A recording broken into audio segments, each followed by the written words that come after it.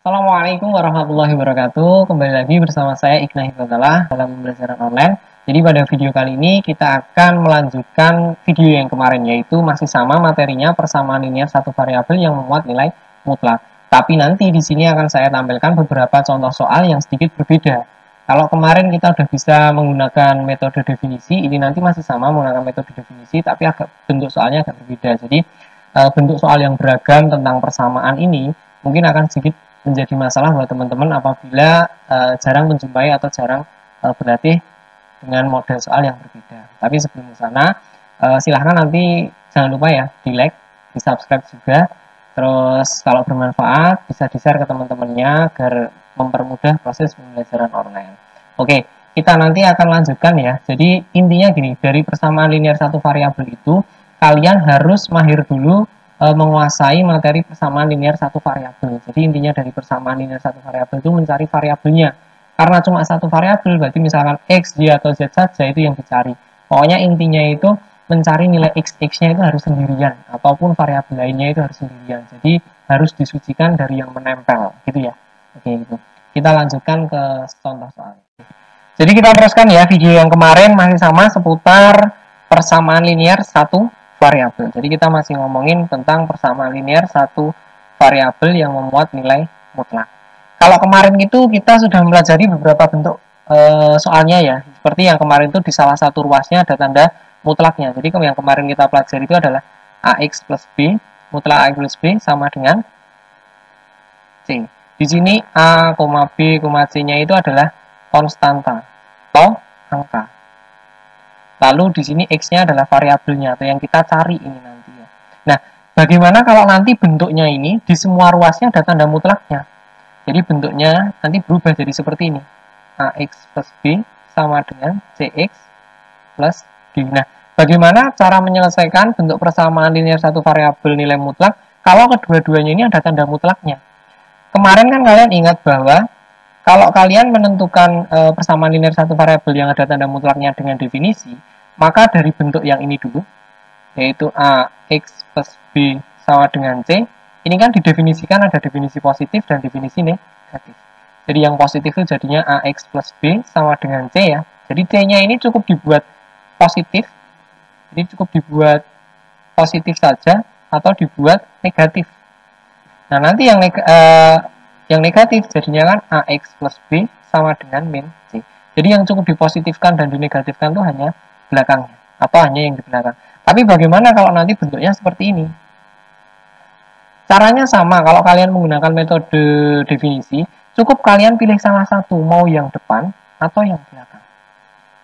Saya ambil contoh misalkan yang belakang ya. Kita akan coba definisikan atau selesaikan bentuk persamaan ini menggunakan definisi, tapi kita ambil yang belakang. Kita pakai angka saja. Misalkan contohnya seperti ini. Contoh misalkan mutlak 2x min 1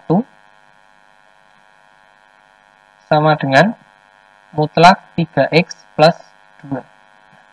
Kita akan tentukan nilai x yang memenuhi bentuk persamaan ini. Maka kita coba akan definisikan yang belakang ini. Saya ganti pena aja di sini. Jadi kita akan definisikan yang belakang. Tetap sama definisinya, ada definisi positif dan definisi negatif. Yang positif dulu berarti jadinya 2x min 1 sama dengan, nah yang positif berarti yang belakang ini jadinya tetap sama, yaitu 3x plus 2. Nah, disinilah yang materi yang perlu kalian kuasai dulu, yaitu persamaan linear satu variabel. Suku sejenis di sini harus dikumpulkan jadi satu. Yang ada x-nya kumpul dengan yang ada x-nya. Berarti 3x-nya bisa pindah ke sini ya. Jadinya 2x karena positif pindah jadi negatif. Nah, min satunya ini kan angka, pindah aja ke sini. Jadi tukeran aja. Yang tadinya dia negatif jadi positif. Berarti ini jadinya min x sama dengan 3. Di sini masih min x ya, padahal yang dicari adalah x. Berarti min-nya ini tinggal pindah aja ke sana. Bukan jadi plus, tapi min-nya ini kan perkalian, maksudnya min x itu kan min 1 kali x. Berarti min-nya ini pindah ke 3-nya sini. Gitu ya. Bedanya perpindahan kalau operasi penjumlahan pengurangan sama perkalian pembagian itu. Tapi kalau sesuai kaidah matematika, ini kedua ruas sama-sama dibagi min 1, caranya kayak gitu. Terus kalau yang negatif, berarti nanti jadinya 2x min 1 akan sama dengan negatif. Nah, ini kenapa saya negatifnya tulis di sini? Biar kalian nanti nggak bingung, karena negatifnya ini milik semuanya. tidak hanya milik 3x ya. Berarti nanti perlu kurung 3x plus 2. Beda ya kalau nanti kalian nulisnya itu min 3x plus 2. Ini salah, beda. Karena minnya hanya milik si 3. Padahal juga miliknya si 2. Makanya harus pakai kurung. Berarti nanti ini jadinya 2x min 1 sama dengan, nah ini sifat distributif. Minnya masuk ke semuanya. Jadinya di sini min 3x min 2. Lalu yang sesama x dikumpulkan. Ini jadinya 2x. Pindah ya, 3x-nya jadi positif. Min 1-nya pindah jadi positif. Berarti ini 5x sama dengan min 1. Berarti x-nya sama dengan min 1 per 5. Berarti jawabannya x-nya min 3 dan min 1 per 5. Itu dulu ya. Jadi pokoknya materi yang perlu kalian kuasai dulu yaitu persamaan linear satu variabel. Oke, kita lanjutkan untuk bentuk soal yang lain ya. Jadi ini banyak banget, beragam banget soalnya tentang persamaan linear satu variabel yang muat nilai mutlak. Contoh lain misalkan seperti ini nih. Contoh. Jadi, misalkan saya punya soal 2x min 1 sama dengan x plus 1. Jadi, tanda mutlaknya sih sama ada di kedua ruas, cuma bedanya di sini ada konstantannya. Kalau yang kemarin itu, yang video kemarin, kalian juga udah belajar bahwa kalau misalkan bentuknya kemarin itu kan A kali BX plus C sama dengan D. Jadi, tanda mutlaknya hanya satu, tapi ada konstantanya. Itu tinggal semua ruas dibagi dengan konstanta yang nempel di sini biar bisa didefinisikan. Tapi kalau yang ini apakah bisa nanti ini semua dibagi dengan 2? Nggak bisa. Kenapa? Karena kalau yang sini nanti dibagi dengan 2, maka yang sini nanti itu juga ada 2-nya, muncul angka meskipun yang sini hilang. Nah, oleh karena itu cara seperti ini nanti kita bisa menyelesaikannya dengan menggunakan sifat. Jadi kita akan selesaikan menggunakan sifat. Jadi ini kita bawa ke sifat. Sifat yang mana yang akan kita gunakan? Kita kemarin sudah belajar bahwa mutlak A dikali mutlak B itu sama dengan mutlak A dikali B. Ya, sifat inilah yang akan kita gunakan. Jadi, yang aneh kan ini nih. Sebenarnya yang aneh kan cuma ini. Yang satunya kan nggak aneh. Maka 2x min 1 itu akan kita rubah.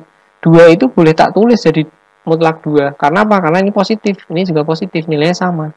Lalu, x min 1-nya ditulis lagi. Ini mutlak, berarti boleh dikalikan kan ini. Jadinya nanti kan 2 dalam kurung x min 1 mutlak. Kayak ini sifat ini. Mutlak A, mutlak B jadi mutlak dalam di dalam sini A sama B.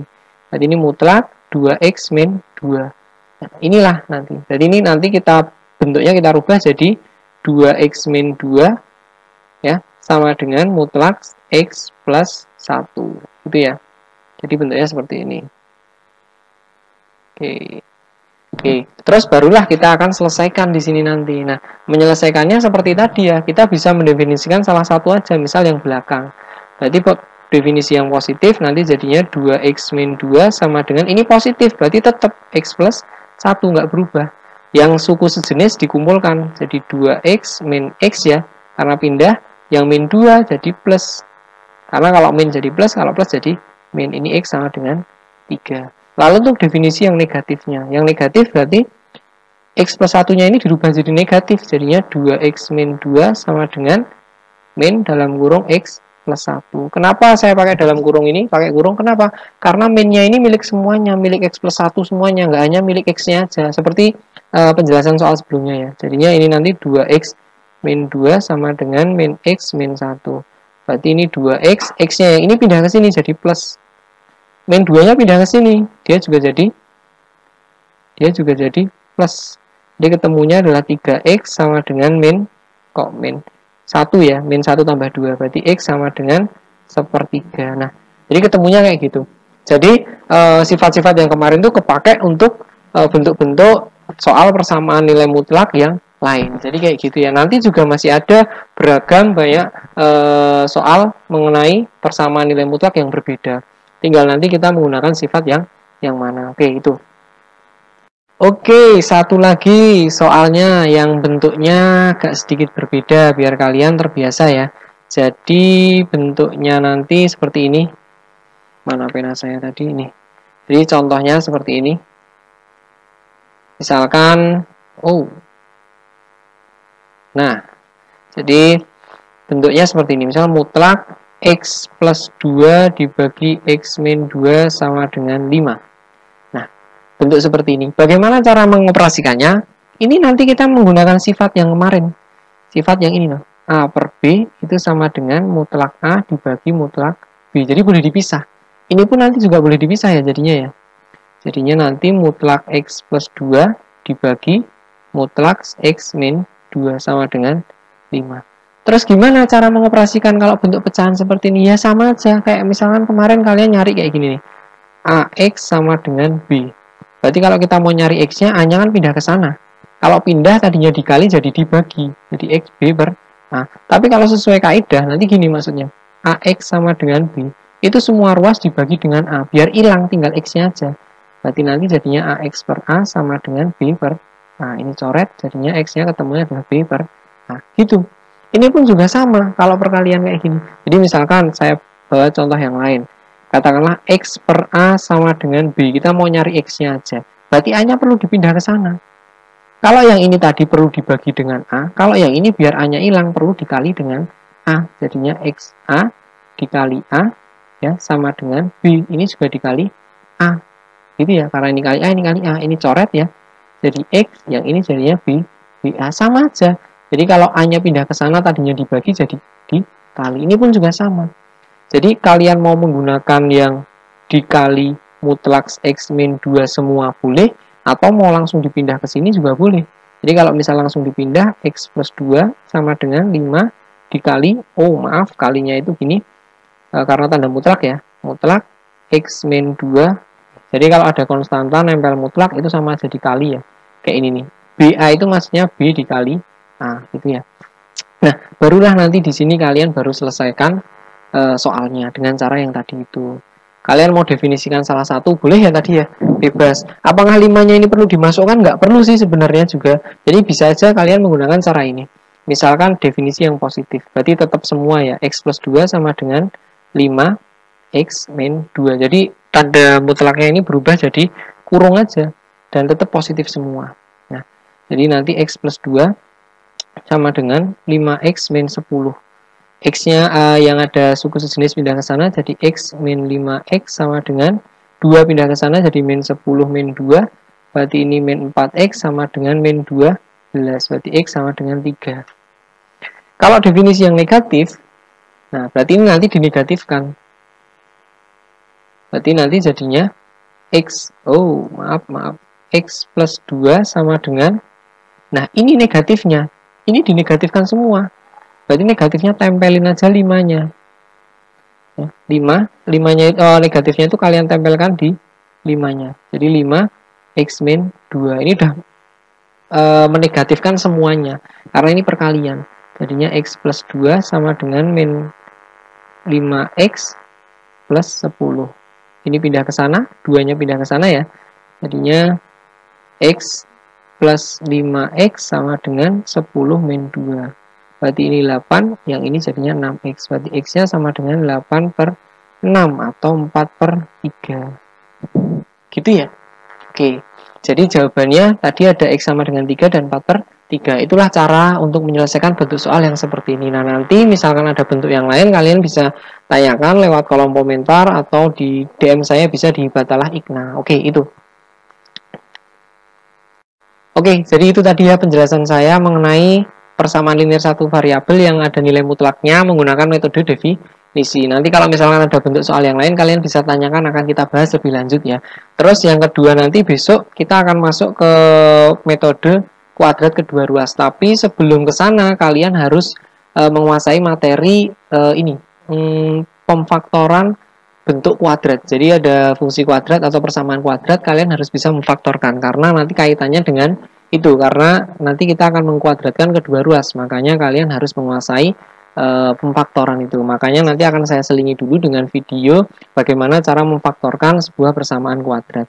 Gitu ya. Oke, sekian dari saya, kurang lebihnya mohon maaf. Wassalamualaikum warahmatullahi wabarakatuh.